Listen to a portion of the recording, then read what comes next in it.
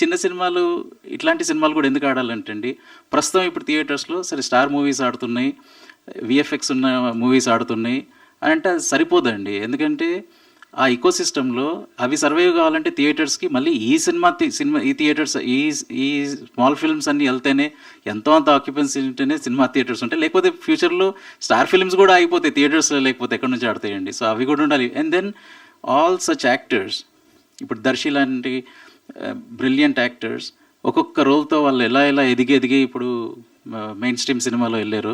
So ఈ actors అందరూ కూడా రేపు పొద్దున అలా వెళ్తారు. సో పెద్ద సినిమాకి అవసరం వచ్చిన టెక్నీషియన్స్ అందరూ కూడా ఇక్కడంతా చేసి అక్కడికి వెళ్తారు. సో సో అదే స్టేట్ గవర్నమెంట్ని కూడా మొన్న అదే రిక్వెస్ట్ చేశాను. సో ఇలాంటి సినిమాలు ఏదైతే డబ్బులు ఇవన్నీ ఆశించకుండా చేస్తామో గవర్నమెంట్ కూడా ఒక ముందుకు వచ్చి దీన్ని ఎంకరేజ్ చేయాలి ఇట్లాంటి సినిమాల్ని అని రిక్వెస్ట్ చేశాను. చూడాలి.